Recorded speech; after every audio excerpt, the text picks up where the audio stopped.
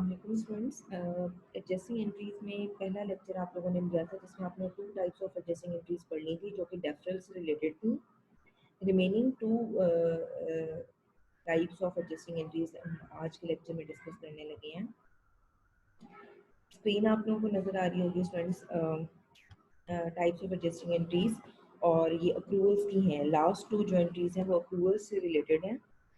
सबसे पहले मैं अप्रूवल्स को एक्सप्लेन कर दूं अगर, तो accruals क्या होते हैं? Basically, accruals means that you are going to record either the revenue or the expense, but cash is not involved in neither recording revenue nor at the time of recording expenses. Simple terms में कि आपने या तो entry करनी होगी revenue को record करने की, या आप रिकॉर्ड कर रहे होगे एक्सपेंस को, लेकिन उसके अंदर कैश इन्वॉल्व नहीं होगा। एक एक एग्जांपल दे देती हूँ आपको। फॉर एग्जांपल, आपने रेवेन्यू अर्न कर लिया है, पैसा कमा लिया, लेकिन अभी तक आपको पेमेंट नहीं हुई। जैसे फॉर एग्जांपल आज 13 तारीख को मैं एक लेक्चर दे रही हूँ, अगर मैं क्लास ले रही हूँ तो असूली तौर पर मैंने पैसा अर्न कर लिया eight the end of the lecture, लेकिन मुझे पेमेंट कब होगी? पेमेंट मुझे होगी 30, 31 यकम या 2, अगले महीने की यकम या 2 को सैलरी क्रेडिट होगी। तो इस तरह की जो सिचुएशन है कि मैंने पैसा कमा लिया लेकिन मुझे पैसे नहीं मिले अभी तक, इस तरह की सिचुएशन में हम रेवेन्यूज में हमारा अक्रूवल की सिचुएशन होती है कि पैसा कमाया लेकिन अभी तक कैश नहीं मिला। या तो आप बिल बना के कस्टमर को भेज देते हैं, या बिल बनाने के लिए भी आप जरा डिले लेते हैं कि टाइम हो जाए, कंप्लीट हो जाए, फिर हम बिल बनाएंगे और उसके बाद आपको पेमेंट होगी। अगर आप बात करें एक्सपेंसेस की, तो एक्सपेंसेस में ये होता है कि एक्सपेंसेस इनकर हो रहे हैं, इट मीन्स आप बेनिफिट्स ले रहे हैं लेकिन अभी तक आपने कैश की पेमेंट नहीं की है। फॉर एग्जांपल, जैसे ये जो मेरा लैपटॉप है, इस पे वाईफाई चल रही है, वाईफाई की वजह से इंटरनेट कनेक्शंस अवेलेबल हैं, लेकिन वाईफाई का बिल में आना है अगले महीने की यकम या 2 तारीख को। जब भी टेलीफोन का बिल आएगा उसके अंदर वाईफाई का बिल एडेड होगा। तो अभी क्या हो रहा है? एक्सपेंस हो रहा है। क्यों? क्योंकि मैं उसका बेनिफिट्स ले रही हूँ, I am availing the benefits, लेकिन कैश की पेमेंट अभी मैंने नहीं करनी, कैश की पेमेंट होनी है बाद में। तो मैं इसको एक्सपेंस को रिकॉर्ड करूंगी। ये मेरे अनरिकॉर्डेड रेवेन्यूज या अनरिकॉर्डेड एक्सपेंसेस भी हम इन्हें कहते हैं। फॉर एग्जांपल, अगर आपके घर जैसे अभी बिजली है, इलेक्ट्रिसिटी है, फ़ोन है, गैस है, इन सब का बिल महीने के एंड पर आता है, लेकिन आज 13 तारीख है, 13 तारीख को, 13 अप्रैल को मैं इन तमाम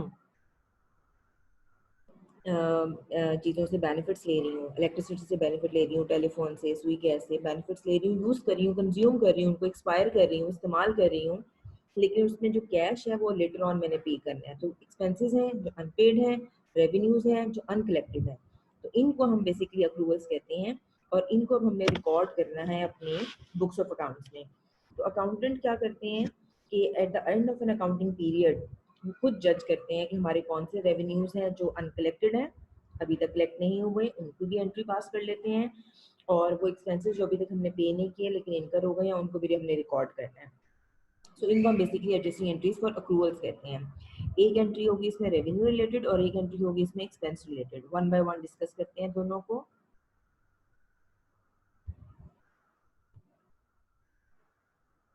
ओके, सबसे पहले है मेरे पास accrued revenue. In case if अगर कोई रेवेन्यू की एंट्री आ जाती है तो वो कैसे होगी? इट मीन्स, जैसे मैंने अभी थोड़ी देर पहले एक्सप्लेन किया कि रेवेन्यू आपने अर्न कर लिया है लेकिन अभी तक आपको कैश रिसीव नहीं हुआ, तो आप क्या करेंगे? पहले रेवेन्यू को रिकॉर्ड करेंगे और कैश की पेमेंट आपको बाद में होगी। जब कैश की पेमेंट होगी वो एक्चुअली जनरल एंट्री होगी जो बाद में होगी और अगले महीने होगी जब भी कभी आपको कैश मिला। लेकिन आज जो आप एंट्री कर रहे हो वो एडजस्टिंग एंट्री है, just that is just to record that revenue. अब इसमें एग्जांपल्स आपको देनी है रेंट की, इंटरेस्ट की, सर्विसेज परफॉर्म की। मैंने आपको एक छोटी सी एग्जांपल अभी दी थी सर्विसेज परफॉर्म की, जैसे I am rendering my service right now, लेकिन इसके पैसे मुझे, इसकी तनख्वाह मुझे कब मिलनी है? यकम को। अब जैसे फॉर एग्जांपल रेंट की अगर आप बात कर लें तो चले मैं इसकी भी एग्जांपल दे देती हूँ आपको। जैसे लेट से अगर कि हमारे घर का ऊपर वाला पोर्शन रेंट पर है, लेट से, तो आज 13 तारीख है, डेली बेसिस पे अगर 30,000 रेंट है लेट से, तो एक दिन का 1,000 रुपया बनता है। तो 13 तारीख है, अगर आज मैं उनसे कहूँ तो मैं उनसे कह सकती हूँ कि आप मुझे 13,000 दें, क्योंकि मैंने 13,000 अर्न कर लिया है। लेकिन मैं उनसे ये नहीं कहूँगी, क्योंकि मेरी उनके साथ कमिटमेंट हुई हुई है कि मैं हर महीने की रकम कौन से लूँगी। लेकिन अगर बिजनेस आज अपने बुक्स ऑफ अकाउंट्स मेंटेन कर रहा होता, किसी भी वजह से उसको वाइंड अप करना पड़ता, डिसॉल्व करना पड़ता, लिक्विडेट करना पड़ता अपने बिजनेस को, तो आज हम उस रेवेन्यू को रिकॉर्ड कर रहे होते हैं। फॉर एग्जाम्पल, अब आप लेट्स से आपका अकाउंटिंग पीरियड एक महीने का है, तो 30 अप्रैल को आप लिखेंगे कि हाँ 30,000 रेवेन्यू आपने अर्न कर लिया। रेवेन्यू क्या है? रेंट है। अब ये रेंटल रेवेन्यू आपने अर्न तो कर लिया, लेकिन अभी आपको कैश नहीं मिला। कैश तो हो सकता है वो किराएदार आपको रकम को दे, 2 को दे, 3 तारीख को दे, 6 तारीख को दे, कोई पता नहीं। लेकिन आप अपने बुक्स ऑफ अकाउंट्स में उस रेवेन्यू को रिकॉर्ड कर लेते हैं। उस रेवेन्यू को रिकॉर्ड करने के लिए you need to pass an adjusting entry, and what that adjusting entry is, let's check it out. This is, इसमें क्या होता है स्टूडेंट्स, हम अकाउंट रिसीवेबल्स को डेबिट करते हैं। It means asset account receivable, वो अमाउंट जो आपने अपने कस्टमर से लेनी है वो आप डेबिट करेंगे। फॉर एग्जांपल, वो मेरा टेनेंट है, वो सॉरी वो मेरे किराएदार हैं जो मैंने उनसे पैसे लेने हैं, तो मैं अकाउंट रिसीवेबल डेबिट कर दूंगी। मैं कहूँगी रेंट रिसीवेबल डेबिट, और रेवेन्यू जो मैंने अर्न किया दैट शुड बी क्रेडिटेड। क्यों? वो मेरा एसेट है, increase in assets will be recorded as debit, और रेवेन्यू जो है वो increase in revenue will always be recorded as credit. तो इस केस में हम अकाउंट रिसीवेबल को डेबिट और रेवेन्यू अकाउंट को हमेशा क्रेडिट रिकॉर्ड करते हैं। ये दो अकाउंट्स हैं जो अफेक्ट आउट होते हैं। ये आप लोग इसका टी अकाउंट्स के अंदर इनका सोल्यूशन देख रहे होंगे कि आपने एसेट साइड पर उसको ऐड करना है। जो डेबिट होगा वो एसेट होगा, account receivable, rent receivable, revenue, जो भी आपका रिसीवेबल्स हैं वो डेबिट होंगे, और क्रेडिट क्या होगा? रेवेन्यू अकाउंट आपका क्रेडिट होगा। तो आप टी अकाउंट देख रहे होंगे रेवेन्यू का कि उसको क्रेडिट किया है। यहाँ पर आपको इसकी डिस्क्रिप्शन स्टेटमेंट की फॉर्म में भी नजर आ रही होगी। एक छोटी सी एग्जांपल डिस्कस करते हैं उसी बिजनेस की, जो इस बिजनेस को हम शुरू से लेकर चल रहे थे, पायनियर एडवर्टाइजिंग एजेंसी को। एक इलस्ट्रेशन है, क्या कहती है कि अक्टूबर में पायनियर एडवर्टाइजिंग एजेंसी अर्नड $200। कमा लिए, earned second form of verb है, अर्नड कमा लिए कितने? $200। किस तरह कमाए? फॉर द एडवर्टाइजिंग सर्विसेज, कि आपने किसी कस्टमर को एडवर्टाइजिंग सर्विसेज दे दी हैं, that had not been recorded, लेकिन अभी तक आपने उसको अपने बुक्स ऑफ अकाउंट्स में रिकॉर्ड नहीं किया। नाउ कस्टमर अगर हमें पैसे दे देता तो बात ही खत्म हो जाती, लेकिन अभी तक कस्टमर ने पैसे नहीं दिए हैं, क्योंकि हमने अभी तक उसको रिकॉर्ड ही नहीं किया। रिकॉर्ड करेंगे, फिर बिल बना के भेजेंगे कस्टमर को, तो फिर कस्टमर हमें उसकी पेमेंट करेगा। Now account receivable October 31, it means eight the end of an accounting period. इस बिजनेस में अगर आपको याद हो, हम हर महीने एंट्रीज कर रहे हैं। It means the accounts are adjusted and closed at the end of an account, at the end of each month. So this is the month of October, तो 31 ऑफ अक्टूबर को हम लोग एंट्रीज कर रहे हैं, एडजस्टिंग एंट्रीज। हम कहते हैं account receivable debit, it means this is an asset account. ये पैसा है जो हमने कस्टमर से लेना है, उस कस्टमर से जिसको हमने एडवर्टाइजिंग सर्विसेज दी हैं। और service revenue, increase in revenue will be recorded as credit. और इन दोनों अकाउंट्स को आप अपने टी अकाउंट्स के अंदर एडजस्ट होता हुआ देख रहे होंगे। अकाउंट रिसीवेबल का डेबिट बैलेंस है, टी अकाउंट में आपने उसको लेफ्ट हैंड साइड पे लिख लिया, 31 अक्टूबर 200 आ गया। और जो आपका सर्विस रेवेन्यू का टी अकाउंट है, उसमें आपने क्रेडिट बैलेंस है आपका, तो उसको भी आप क्रेडिट साइड पे रिकॉर्ड करेंगे। It means right hand side of the T account में आप उसको रिकॉर्ड करेंगे। बेसिकली इस तरह की एंट्रीज में हमेशा रिसीवेबल्स डेबिट और रेवेन्यू क्रेडिट होता है। इसके अलावा जो आप में यही सिचुएशन जो मैंने आपसे डिस्कस की है, इसके अलावा इस हेड के अंदर और कोई सिचुएशन अराइज नहीं होती। This is the only case in this particular situation और type of adjusting entry. That's why उसी एक इलस्ट्रेशन के बाद आपको इसकी समरी नजर आ रही होगी। एग्जांपल्स में आपको नजर आ रहा होगा, जैसे मैंने आपको 2-3 एग्जांपल्स दे दी। इंटरेस्ट है, रेंट है, ये सर्विसेज आपने परफॉर्म किए, लेकिन कैश नहीं मिला आपको। ये आपको बेसिकली हमेशा अनकलेक्टेबल्स होंगे। और बेसिकली हम इसको इसमें एडजस्टमेंट्स क्यों करते हैं? एडजस्टमेंट इसलिए करते हैं स्टूडेंट्स, क्योंकि हमारे एसेट्स और रेवेन्यू दोनों ही इस केस में अंडरस्टेटेड होते हैं। तो जब हम उनको रिकॉर्ड कर लेते हैं तो हमारे एसेट्स और रेवेन्यू दोनों का बैलेंस एग्जैक्टली अराइव हो रहा होता है। जो हमारा एग्जैक्ट होना चाहिए वो आपका पेयर होना शुरू हो जाता है after passing this adjusting entry. और ये एंट्री हमेशा होती है कि हम एसेट्स को डेबिट करते हैं, और कौन सा एसेट डेबिट करते हैं? रिसीवेबल्स को डेबिट करते हैं। और रेवेन्यू आपका जो भी बिजनेस है, वो जो भी रेवेन्यू अकाउंट यूज कर रहा है, उस रेवेन्यू अकाउंट को आप क्रेडिट कर देंगे।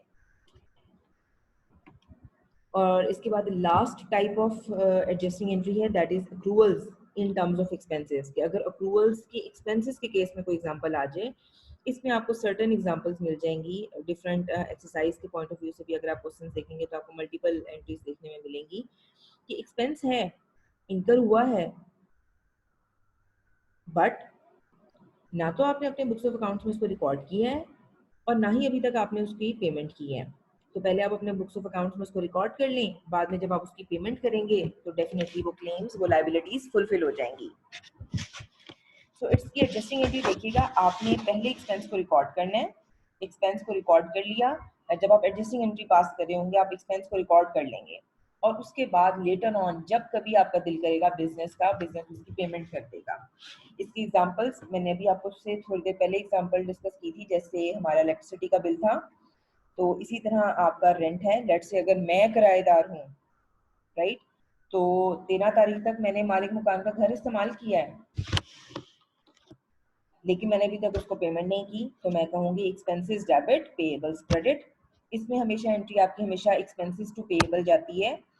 टैक्स है, गवर्नमेंट को आप प्रॉफिट कमा रहे हैं, लेट्स से 13 तारीख तक की मेरी जो सैलरी है, अगर मैंने अर्न कर ली है, मेरे हाथ में आ जाए वो सैलरी, तो मैं, गवर्नमेंट तो कहेगी आप उसके ऊपर टैक्स पे करें, लेकिन टैक्स मैं पे करती हूँ सितंबर अक्टूबर में जाकर। तो जब तक मैं टैक्सेस पे नहीं करती, कैश की पेमेंट तो मैंने नहीं करनी है सितंबर अक्टूबर में, तो मैं उसको, वो मेरे लिए अक्रूड एक्सपेंस बन जाएगा। इट मीन्स मैं उसे रिकॉर्ड करूंगी कि हाँ टैक्स एक्सपेंस बन गया इतना, लेकिन मैंने पे नहीं किया अभी तक। जब मैं पे करूंगी तो फिर मैं कैश को रिकॉर्ड कर लूंगी। इसी तरह इंटरेस्ट, इसी तरह सैलरीज। फॉर एग्जांपल सैलरी में क्या है, लेट्स से हमारे घर में एक मेड काम करती हैं, तेरह, उनकी महीने की तनख्वाह लेट्स से 3000 है, पर डे कितना हो गया 100 रुपीज। 13 तारीख को अगर आज वो मुझसे कहें कि जनाब मेरा बाजी बिल बता दें, तो मैं उसे क्या कहूंगी कि आपके 1300 बन गए, एक दिन का 100, 13 डेज का कितना हो गया 1300। तो सैलरीज एक्सपेंस डेबिट, क्यों? क्योंकि बेनिफिट्स वो मुझे दे रही है, डेली बेसिस पे वो आती हैं, काम करती हैं और चली जाती हैं। जब वो उन्होंने मुझे बेनिफिट्स दे दिए तो वो अमाउंट एक्सपेंस में कन्वर्ट हो रही है। लेकिन क्योंकि मेरा बुक्स ऑफ अकाउंट्स कहता है कि 31 अक्टूबर को मैंने एंट्री पास करनी है, तब तक मैं उसको अनरिकॉर्डेड हो रहेगा और अनपेड रहेगा। क्योंकि मैंने अनपेड क्यों रहेगा, क्योंकि मैंने उस मेड से कमिटमेंट की हुई है कि पेमेंट मैं आपको अगले महीने की रकम को दूंगी। तो जब तक मैं उनको पे नहीं करती, कैश नहीं दे देती, एक्सपेंसेस तो इनकर हो रहे हैं। तो अपने अकाउंट्स को, बैलेंस को, इस बजाय से कि मेरे एक्सपेंसेस हमेशा अंडर स्टेटेड रहें, उनको करेक्ट करने के लिए मैं ये एडजस्टिंग एंट्री पास करूंगी ताकि expenses up to the mark हो जाएं। तो मैं इन एक्सपेंसेस को रिकॉर्ड करूंगी, rent expense, salaries expense, interest expense, tax expense, commission expense, cable fee expense, utilities bill expense. कोई भी एक्सपेंस हो सकता है किसी भी किस्म का, जो अभी तक अनरिकॉर्डेड है उसको आप रिकॉर्ड कर लें by just passing and adjusting entry. ये एंट्री कैसे होती है, मैंने अभी आपको बताया कि एक्सपेंस डेबिट होगा और लाइबिलिटीज आपकी क्रेडिट होंगी, राइट। अभी एक एग्जांपल डिस्कस कर लेते हैं। बहरहाल ये एक टी अकाउंट में आपको सिचुएशन नजर आ रही है कि एक्सपेंसेस हमेशा डेबिट होंगे, क्योंकि increase in expenses is always recorded as debit, while increase in liability is always recorded as credit. तो ये आपको एक पिक्चर नजर आ रही होगी कि एक्सपेंस अकाउंट डेबिट हो रहा है और लाइबिलिटी अकाउंट क्रेडिट हो रहा है। ये एक छोटी सी एग्जांपल है, इसमें हो सकता है एक दो एग्जांपल डिस्कस की हूँ। अगेन सेम एग्जांपल है हमारे पास पायनियर एडवर्टाइजिंग एजेंसी की। That business signed a 3 months note payable. Now note payable है, नोट पेएबल के ऊपर ज्यादातर इंटरेस्ट होता है। 3 months का नोट पेएबल है, इट मीन्स कि 3 महीने के बाद मैं आपको इसकी पेमेंट कर दूंगा, फुल अमाउंट 3 months के बाद दे दूंगा। अमाउंट कितनी है, $5000 की। लिया कब है आपने, 1 अक्टूबर को। इसका मतलब है कि 1 अक्टूबर को लिया है तो अक्टूबर, नवंबर, दिसंबर, फुल पेमेंट आपने करनी है 31 दिसंबर को। ये 5000 आपने वापस करना है जिस किसी से भी आपने नोट पेएबल साइन किया है। नाउ नोट पेएबल क्योंकि इंटरेस्ट बेयरर सर्टिफिकेट है, तो इसके ऊपर लिखा हुआ है the note requires pioneer to pay interest at an annual rate of 12%। Note payable के ऊपर जब आप साइन कर रहे थे उसके ऊपर एक और क्लॉज भी लिखा हुआ था कि आपने 12% सालाना के हिसाब से इंटरेस्ट देना है। नाउ 12% सालाना इंटरेस्ट है, तो 5000 का 12% लें, 5000 का 12%, ये बनता है 600 रुपये सालाना। डॉलर्स में है हमारे पास 5000, तो इट मीन $600 एनुअल बनते हैं। लेकिन हमारे यहाँ अकाउंटिंग सिस्टम चल रहा है कि हम अकाउंट्स को एडजस्ट और क्लोज कर रहे हैं eight the end of each month, तो इट मीन्स हमें एक महीने का निकालने की जरूरत है।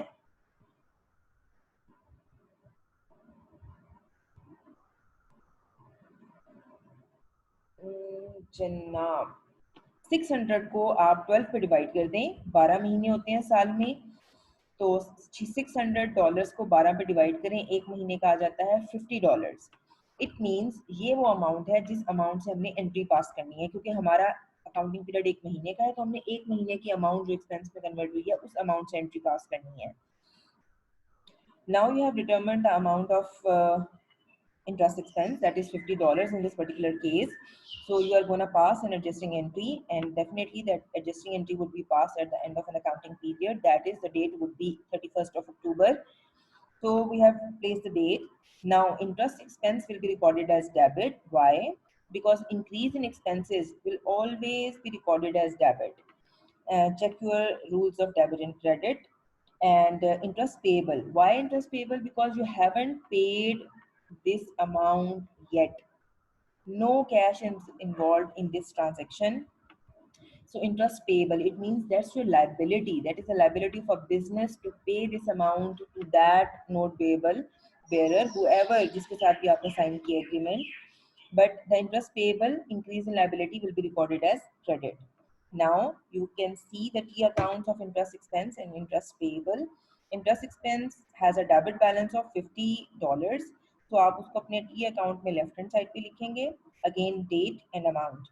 और interest payable that is the liability account, उसका टी अकाउंट में देखें उसका क्रेडिट बैलेंस है, तो टी अकाउंट में राइट हैंड साइड पर आप 50 रुपीज आपने लिखनी है कि एडजस्टिंग एंट्री की वजह से 31 अक्टूबर को पोस्ट कर दिया आपने बैलेंस। सो ये एंट्री हमेशा एक्सपेंसेस टू पेएबल जाती है। अक्रूड जब भी एक्सपेंस होगा एंट्री हमेशा एक्सपेंस टू पेएबल जाएगी। इसके अलावा मजीद एग्जांपल्स भी देख देते हैं, उसमें भी आप देखिएगा एक्सपेंसेस डेबिट और पेएबल्स हमेशा क्रेडिट होंगे। Okay, we have another example, and that is related to certain salaries. Now, a brief structure of the salaries is given in this example. Like, let's read it out. This is Pioneer Advertising Agency, the same business we are following. Last paid salaries on October 26th. अक्टूबर का check कीजिएगा, आपको calendar नजर आ रहा है, 26 pay day था, it means ये Friday को payment कर रहे हैं। The next payment of salaries will not occur until November 9, अगले महीने में देखिएगा। इट मींस कि ये बिजनेस बाई वीकली पेमेंट करता है, इट मींस हर 2 हफ्ते के बाद जब जुमा आएगा तो ये पेमेंट्स करेंगे अपने एम्प्लॉयज को। सैलरीड स्टाफ को पेमेंट्स हो रही हैं। Employees receive total salary of 2000 for a 5 days work week. It means कि हफ्ते में सिर्फ 5 दिन काम करना है आपने, मंडे टू फ्राइडे, 5 दिन, Monday Tuesday Wednesday Thursday and Friday, 5 दिन काम करना है। 2000 को 5 पे डिवाइड करें, एक दिन की सैलरी बनती है उनकी $400 पर डे, एक दिन की बन गई 400। नाउ अब वो कहते हैं कि अकाउंटिंग पीरियड आपका क्लोज हो रहा है 31 अक्टूबर को, तो आप देखिएगा 26 तो था पे डे, उस दिन आपने पे दे दी होगी। सैटरडे और संडे 27 और 28 तारीख को आपकी फर्म में काम नहीं हुआ, 27-28 को हो गई छुट्टी, किसी किस्म की कोई अमाउंट ड्यू नहीं बनती। लेकिन मंडे से वीक स्टार्ट हो रहा है, 29, 30 और 31, 3 दिन एम्प्लॉयज ने काम किया होगा, 29, 30, 31, 3 दिन काम किया, एक दिन की तनख्वाह है 400, तो 3 को मल्टीप्लाई कर दें 400 से, days multiply by the wage rate per day, तो आपका कंक्लूजन बनता है 1200। इट मींस कि ये एंट्री पास होगी $1200 से। कैसे? Salaries expense debit and salaries payable credit. जी ये एंट्री देखिएगा, अक्टूबर 31, मैंने आपको पहले बताया एंट्री हमेशा एक्सपेंस टू पेएबल जाएगी, तो salaries expense debit bye 1200। You have seen how we have calculated $1200 in this particular case. So salaries payable as an increase in liability will be recorded as credit. अब आपकी salaries payable liability कब तक रहेगी आपकी balance sheet में? 9 नवंबर तक। क्योंकि 9 नवंबर तक आप उनको पेमेंट करेंगे। 9 नवंबर वाले दिन उस फ्राइडे को 2 हफ्तों के बाद आपने पेमेंट करनी है, तब ये आपके बिजनेस की लायबिलिटी खत्म हो जाएगी, क्योंकि आप इसके अगेंस्ट कैश पेमेंट कर देंगे अपने सैलरीड स्टाफ को। तब तक ये आपके बिजनेस में लायबिलिटी रहेगी, short term liability, current liability के तौर पे अवेयर होगी कि ये हमारी जिम्मेदारी है, रिस्पॉन्सिबिलिटी है। क्यों? क्योंकि इस सैलरीड स्टाफ ने काम किया है, इतना काम कर लिया है, बेनिफिट्स आपने ले लिए हैं, लेकिन अभी तक आपने उनको सैलरी नहीं दी। तो जब आप उनको सैलरी दे देंगे तो ये आपकी लायबिलिटी खुद ब खुद राइट ऑफ हो जाएगी। Now we have the crux of the fourth type of this adjusting entry, that is the accrued expenses.